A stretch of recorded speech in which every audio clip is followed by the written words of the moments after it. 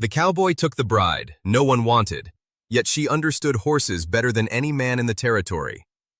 She stood at the altar in a dress that didn't belong to her. It had been her sister's, pressed and perfumed and fitted for a woman who had changed her mind at the last possible moment, leaving nothing behind but a note on the kitchen table and a church full of people who didn't know where to look. Everyone looked at Clara. Clara Voss, 29 years old, the older sister, the quiet one.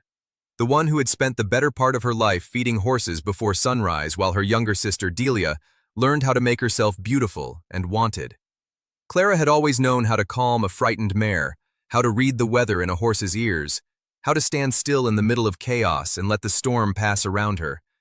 But she did not know how to stand in front of 200 people and pretend she wasn't the woman nobody had chosen. The groom, a man named Gerald Holt, stood at the front of the church with his jaw set and his pride bleeding out quietly through his eyes. He wasn't a cruel man, but he wasn't a kind one either. And when the preacher leaned over and whispered something to him, Gerald turned and looked at Clara with an expression she would carry for years afterward. Not longing, not love, just calculation. The cold, quiet math of a man deciding whether the bargain still made sense. It didn't. He walked out of the church without a word, and Clara stood there in her sister's dress, in her sister's place, holding flowers she had picked herself that morning because she had thought it would be a nice thing to do for Delia, and she felt the weight of every single pair of eyes in that room settle on her shoulders like a millstone. She did not cry. She never cried in front of people. That was one thing she had learned from the horses. If you're watching this story for the first time, welcome. If you've been here before, you already know that the stories we tell here are the ones that stay with you, the ones that feel real. Before we go any further, if stories like this one bring you comfort, please consider subscribing and ringing that bell. There are more stories coming, and you won't want to miss a single one. Now let's get back to Clara. She walked home alone that afternoon through the dust and the late summer heat, still wearing the dress because she had nothing else with her, and she sat down in the barn and let herself breathe for the first time all day. The horses knew something was wrong. They always did. Old Pepper, a gray mare with a scar along her left shoulder from a fence wire incident 3 years prior, walked over without being called and pressed her nose gently against Clara's cheek. Clara put her hand on Pepper's jaw and closed her eyes. "All right," she said softly. "All right." She wasn't talking to the horse. 3 days later, her father told her she needed to leave. Not because he was a hard man. He wasn't particularly. But the farm was failing and there were debts that Clara didn't know about, and her father had made an arrangement some months ago with a rancher up in the Northern Territory. A man named James Calloway, a widower with 2 children and more land than he could manage alone. The arrangement had been for Delia, a mail-order situation dressed up in polite language so no one had to call it what it was. But Delia was gone, and the arrangement still stood, and Clara's father looked at her across the kitchen table with tired eyes and said, "He's a good man, Clara, and you're better with horses than anyone I've ever known. His ranch is struggling. You could help." What he didn't say was, "There's nothing left for you here." He didn't have to. Clara packed a single trunk. She left before dawn, the way she always did everything. Quietly, without ceremony. She said goodbye to each horse by name, running her hand along each nose, each neck, each warm and breathing flank. Pepper followed her to the gate and stood there watching as Clara climbed into the wagon. She did not look back. The journey north took 4 days by train and another half-day by wagon, and when she finally arrived at the Calloway Ranch in the last pale light of an October evening, she saw the land before she saw the man. It was beautiful. She hadn't expected that. Wide open country, pale gold in the fading light, with a ridge of dark mountains in the far distance, and a river catching the last of the sun somewhere out beyond the fence line. The barn was large and old and slightly leaning to one side, and there were horses in the paddock, 3 of them, and Clara's eyes went to them immediately, cataloging their condition the way other women might notice a dress or a face. One of them was limping. She could see it even from the wagon. James Calloway was standing on the porch when she arrived. He was taller than she'd expected, broader. He had the kind of face that had been handsome once, and had since been weathered into something more interesting, all angles and shadow, with dark eyes that were careful and a mouth that looked like it had forgotten how to smile some time ago. He was maybe 35, maybe older. He wore no expression that she could read, which she found she respected. He looked at her for a long moment without speaking. "You're not Delia," he said finally. "No," Clara said. "I'm not." Another silence. A long one. "Can you cook?" he asked. "Reasonably," she said. "But your bay gelding out there is favoring his left foreleg, and if you don't get someone to look at that hoof, you're going to lose him before winter." James Calloway blinked. Just once. Then something shifted almost imperceptibly in his expression, something that wasn't quite respect but was in the same family as it, and he stepped off the porch and walked past her toward the paddock without another word. She followed. He watched in silence as she let herself into the paddock, approached the gelding slowly and steadily with her hand out and her body sideways, the way you approach a horse that doesn't fully trust you yet. The gelding was nervous. He rolled his eye at her, shifted his weight. Clara kept moving, steady, unhurried. She made a low sound in the back of her throat, not quite a hum, not quite a word, and the gelding stilled. She ran her hand down his neck, his shoulder, his leg, and crouched down to examine the hoof. "Stone bruise," she said. "Deep one. He needs poulticing and rest. 3 weeks, maybe 4. She looked up. James was watching her from the fence with those careful, dark eyes. "I know," he said quietly. "I just didn't know who to believe about how long." She stood up. "Believe me."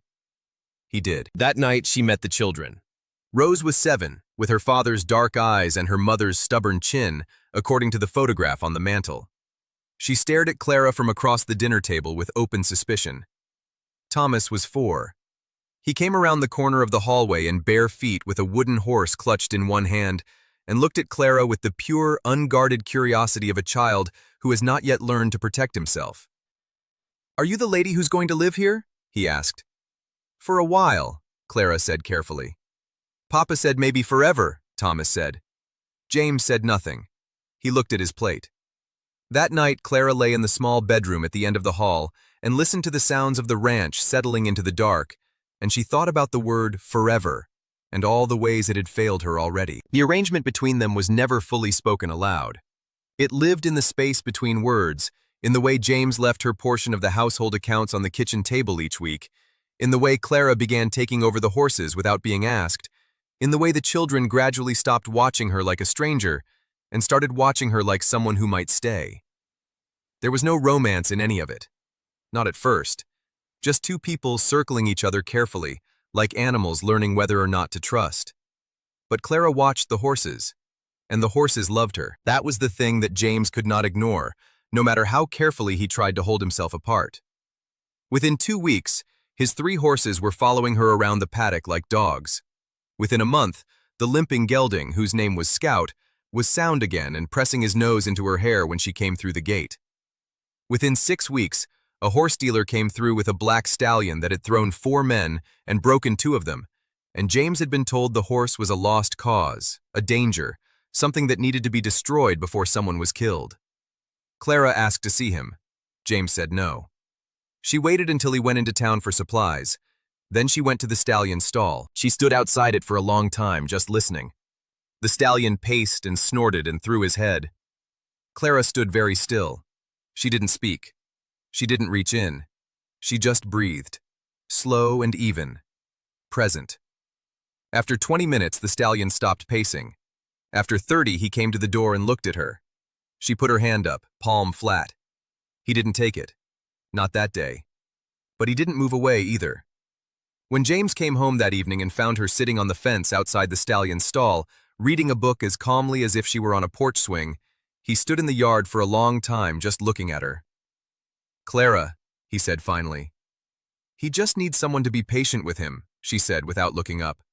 "Most things do." Something moved across James Calloway's face, something old and quiet and carefully buried. He turned and walked into the house. But that night, for the first time, he sat at the kitchen table after supper and didn't leave right away. He stayed, and he poured himself a cup of coffee, and he looked at Clara over the rim of it, and asked her where she had learned about horses. And she told him about her father's farm, and about Pepper, and about the years of early mornings and quiet afternoons in the barn. And she didn't tell him about Gerald Holt or the church or her sister's dress, But something in the way she paused and looked at her hands made James Calloway look at her differently.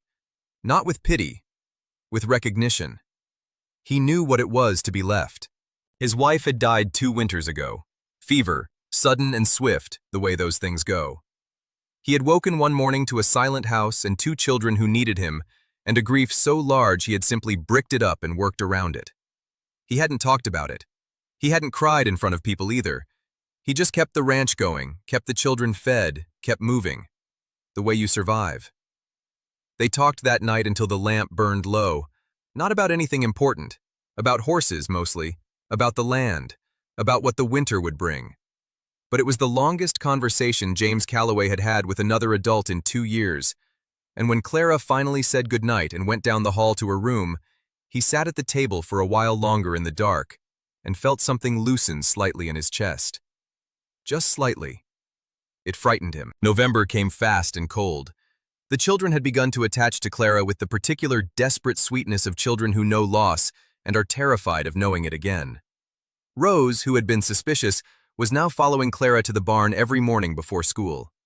Thomas had taken to falling asleep on the settee, and Clara had taken to carrying him to bed, something James watched once from the hallway without her knowing. The boy's head on her shoulder, her hand on his back, the careful tenderness of a woman who loves a child she has not allowed herself to call her own. He stepped back into the shadows before she turned around. The crisis came on the first bad night of winter. A storm rolled in from the north without much warning, the kind of storm that the territory was known for, fast and vicious, dropping the temperature 20 degrees in under an hour. James had gone to check the outer fence line and hadn't returned by dark. Clara got the children inside, stoked the fire, fed them supper. She was calm. She was always calm. But her eyes kept going to the window and the darkness beyond it. Scout began to scream. That was what it sounded like. A horse in full panic, and Clara knew before she'd taken 3 steps toward the barn what had happened. The storm had broken part of the old barn wall, and the horses were terrified, and Scout, with his bad leg not yet fully healed, was throwing himself against the stall boards. She told Rose, who was 10 years older than her age in some ways, to keep the door bolted and the fire going. Then she went out into the storm. It was vicious, blinding. The snow came sideways and the wind was a living thing, mean and purposeful. Clara bent her head into it and walked. She got to the barn. She got to the horses. She worked in the dark and the cold and the screaming wind for 40 minutes, moving them, calming them, getting them into the more sheltered section of the barn, talking to them the whole time in that low, steady voice that meant everything was going to be all right. She found James when she went back for Scout. He had come in through the damaged wall, half frozen, having been thrown from his horse a quarter-mile out when the animal spooked. He was conscious, but barely, sitting against the far wall of the barn with one hand pressed to his side and his face the color of cold ash. "I'm all right," he said, which was obviously not true. "You're not," Clara said. She crouched down in front of him. "Can you walk?" "If you help me." She helped him. She got him inside. She got the ice out of his coat and the boots off his feet, and she sat him by the fire and went to work with the quiet, focused efficiency of a woman who knows what matters and does not waste time on panic. Rose watched from the doorway with huge eyes until Clara looked at her steadily and said, "He's going to be fine, sweetheart. I promise." And the girl believed her, because Clara did not say things she didn't mean.